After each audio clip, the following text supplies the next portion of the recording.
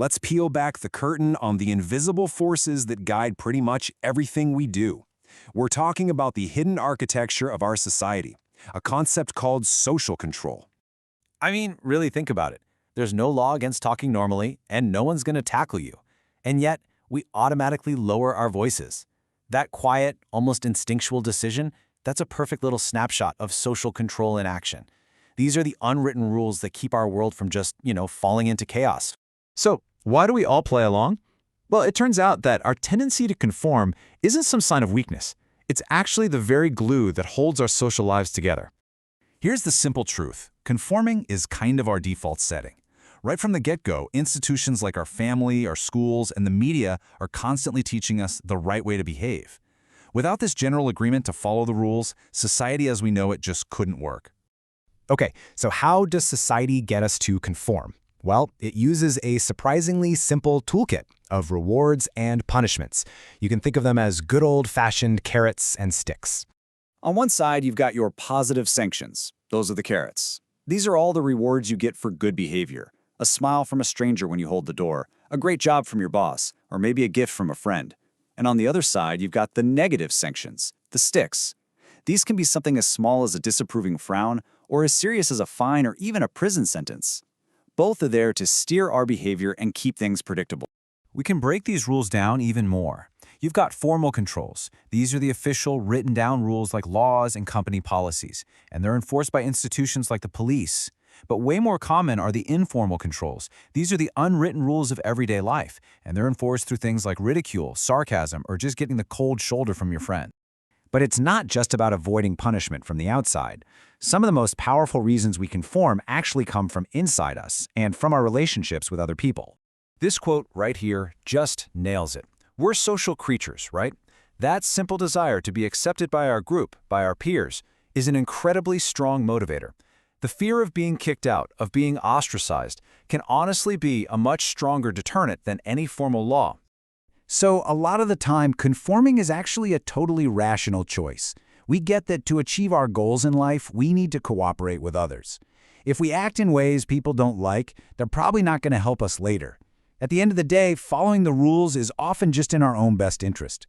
This all fits into a process that sociologists call social exchange. Think of it like an unspoken social contract. You offer something up, maybe it's approval, some help, or just a kind word, and that creates a kind of social obligation.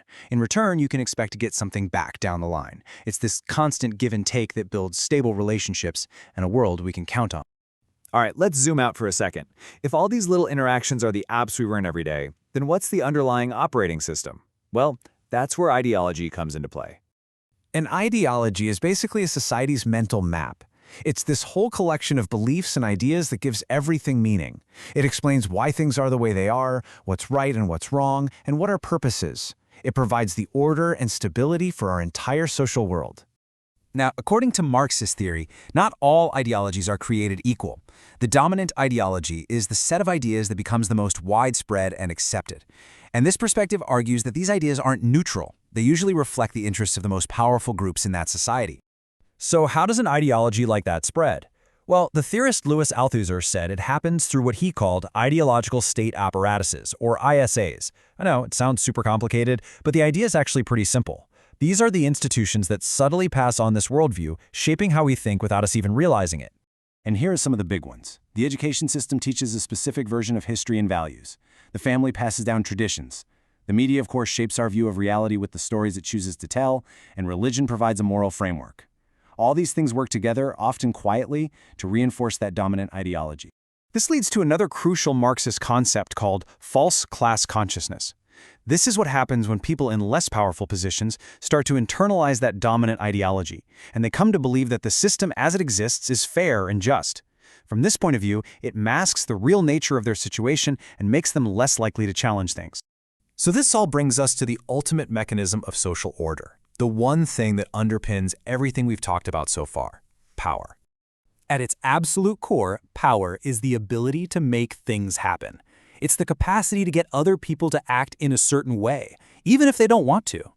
The sociologist Max Weber drew a really important line between two types of power. On one hand, you have coercive power, which is just force, making someone obey through threats.